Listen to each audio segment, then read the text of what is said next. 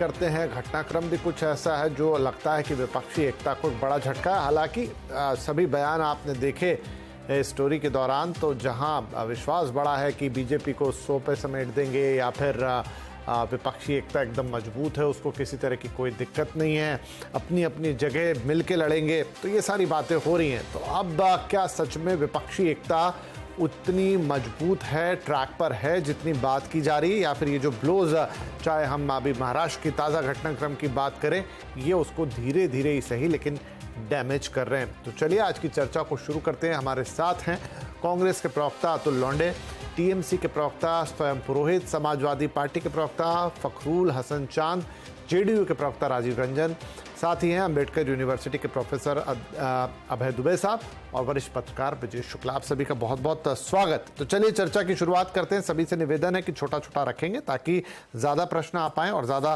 Participation हो पाए, ज़्यादा बातें डिस्कस हो पाएँ। तो अतुल लोंढे साहब, पहला सवाल आपसे ही, और चूंकि ताज़ा घटनाक्रम का मैंने जिक्र किया जो महाराष्ट्र में घटा, अभी भी वो घट ही रहा है, अभी वो पूरी तरीके से ओपन नहीं हुआ है, कुछ पत्ते उसमें अभी भी खुलने बाकी हैं। क्या आप इनकार करेंगे इस बात से कि ये विपक्षी एकता के लिए एक बड़ा ब्लो है? नहीं, मुझे ऐसा लगता है कि ये ब्लो भाजपा के लिए है। भाजपा जिस तरह का वर्तन कर रही है सत्ता के लिए किस हद तक गिर सकती है, ये जनता के सामने अपनी खुद की पिक्चर ट्रेलर के साथ जो है भाजपा ने खुद रखी है। जिस तरह के सर्वे महाराष्ट्र में आ रहे थे, पता चल रहा था 40 से ज्यादा सीटें महाविकास आघाड़ी जीत रही है। महाविकास आघाड़ी जीत रही, इसका मतलब कोई व्यक्ति जीत रहा ऐसा नहीं था। एक महाविकास आघाड़ी बीजेपी के सामने खड़ी थी, खड़ी है और खड़ी रहेगी। आज भी उद्धव ठाकरे जी, शरद पवार जी और कांग्रेस संपूर्णतः एक साथ खड़ी है। इस घटना से एक बात तो स्पष्ट तय होती है कि भाजपा के पैरों तले जमीन खिसक रही है और जनता साथ नहीं दे रही है। टमाटर 120 रुपए के ऊपर चला गया, ऐसी कोई चीज नहीं है। धनिया 160 रुपया, परवल 80 रुपया, सारी चीजें महंगाई हो रही है। महंगाई के नीचे आम आदमी दब चुका है। बेरोजगारी बेताशा बढ़ रही है। 10 लाख से ज्यादा पदों को खारिज किया गया है, 60 लाख से ज्यादा पद खाली है। अनऑर्गेनाइज सेक्टर में मारामारी है, तो लोगों का जीना दुश्वार है। इसलिए जब जनता साथ में नहीं है तो सारी जांच एजेंसियों का इस्तेमाल कर पार्टियों को तोड़ने का काम भाजपा कर रही है। लेकिन भाजपा ये भूल रही है कि जनता जब अपने पर आती है तो अच्छों को सबक सिखा देती है। तो भाजपा को ये सबक सिखा के रहेगी। एक उदाहरण, एक बात में निषेध आज भाजपा का जरूर एक बात से करूंगा।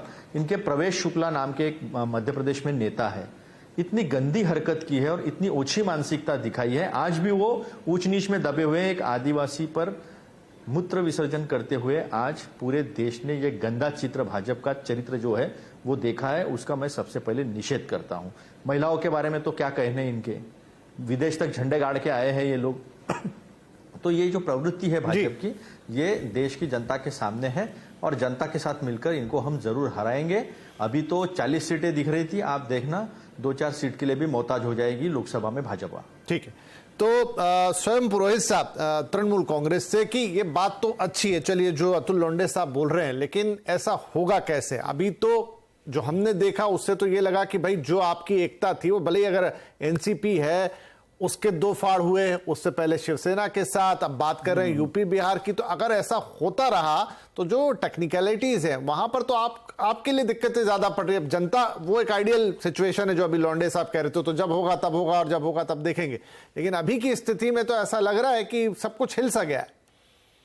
नहीं, हिल सा गया। देखिए, पूरे देश के अंदर में जो अभी तानाशाह की सरकार है, पूरे देश के अंदर में जनता समझ रही है कि ये जैसा माहौल उन्होंने बना दिया है कि देखिए, या तो आप हमारे साथ आ जाइए और नहीं तो आप चोर हैं, आप राष्ट्रद्रोही है। ऐसा एक माहौल देश के अंदर में बना दिया गया है। लड़ाई ये जनता देख रही है। इस भारत की जो 140 करोड़ से ज्यादा जनता है वो शिक्षित जनता है। उनको पूरा का पूरा तो मालूम है कि हमें क्या करना है। इनको पता है जो भारतीय जनता पार्टी की जो सरकार है, इन्होंने जो अपने कार्यक्रम किए, इनके ऊपर वोट नहीं मिल रहा है।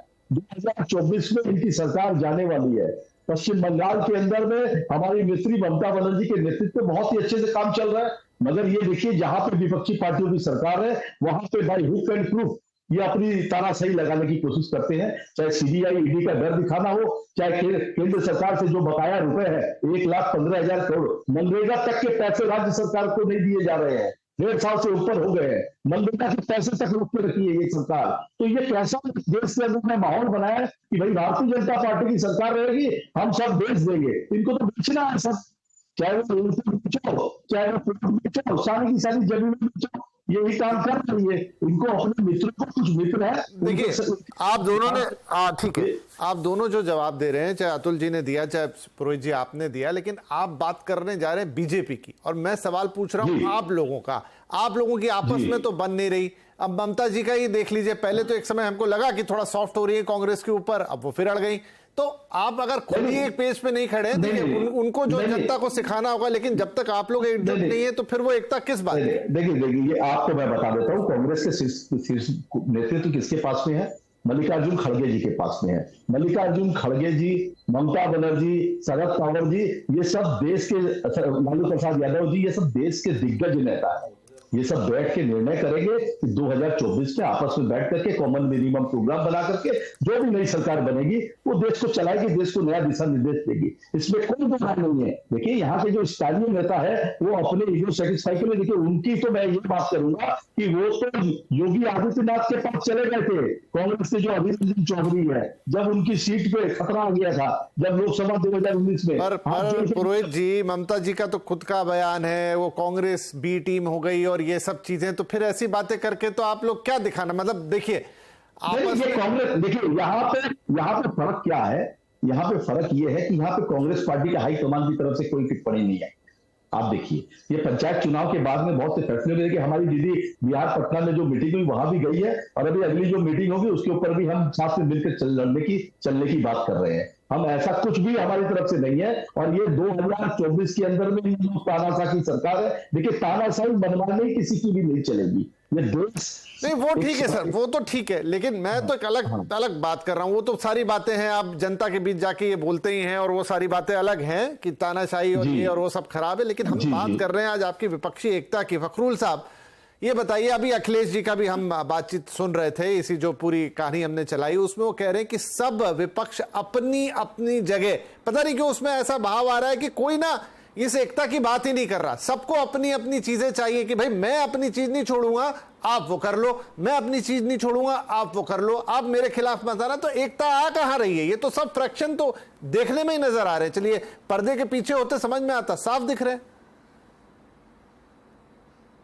देखिए विपिन जी, अभी लोकसभा चुनाव में लगभग 1 साल का समय बाकी है, और आपको विपक्षी दलों की गंभीरता को देखना चाहिए कि 1 साल से भी ज्यादा का समय है और विपक्षी दल वो लगातार एक साथ एक मंच पे आ रहे हैं, सामान्य विचारधारा वाले दल। यही तो आदरणीय अखिलेश यादव जी का प्रयास था कि कश्मीर से लेकर कन्याकुमारी तक जो भी विपक्षी दल हैं, वो जो सामान्य विचारधारा वाले दल हैं, वो एक साथ एक मंच पे आए। और उस प्रयास में हमने 23 जून को देखा था कि पटना में एक बैठक हुई थी। वो ना पहली बैठक थी ना अंतिम बैठक थी। अभी बैठकों का दौर जारी रहेगा और आने वाले समय में देश में एक मोर्चा बनेगा जो भारतीय जनता पार्टी को हराने का काम करेगा। आज भारतीय जनता पार्टी इस गठबंधन की पहली बैठक के बाद आप देखिए क्या घबराई नहीं? क्या देश के प्रधानमंत्री जी जब विदेश यात्रा से लौट के आते हैं तो सबसे पहला हमला वो 23 जून की बैठक पे करते हैं, विपक्षी दलों की एकता पे करते हैं। और मध्य प्रदेश जब जाते हैं जहां चुनाव होने वाले हैं, मणिपुर नहीं जाते वो एक अलग बात है, लेकिन जब मध्य प्रदेश जाते हैं और वहां से वो बोलते हैं कि भ्रष्टाचारियों को खत्म करने की गारंटी, दूसरे दिन पता चलता महाराष्ट्र में भ्रष्टाचारी को अपनी सरकार में शामिल करा लिया। तो देखिए भारतीय जनता पार्टी आज विपक्षी एकता से घबरा गई है।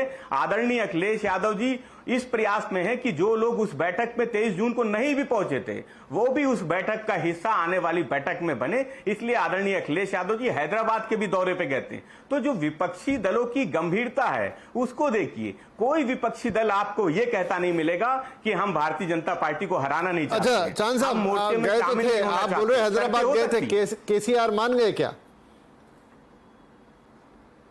नहीं, बिल्कुल मान जाएंगे। ऐसा कौन है जो भारतीय जनता पार्टी को हराना नहीं चाहता है? आज ऐसी सरकार जो सीबीआई ईडी का इस्तेमाल करती है, जो गरीबों से नौजवानों से वादा करने के बाद आज मुकर गई, जो देश के प्रधानमंत्री जी कहते हैं मैं भ्रष्टाचार को खत्म करने की गारंटी देता हूं, क्या वो बेरोजगारी को खत्म करने की गारंटी दे पाए? 9 साल से ज्यादा की सरकार हो गई, आज हम दूध और दही पे टैक्स दे रहे हैं। तो भारतीय जनता पार्टी ने जो वादे किए थे वो पूरे नहीं हुए। आज 7 नौजवान किसान अच्छा ठीक है, परिवर्तन ठीक है, अभी सेकंड राउंड में ये सारी बातें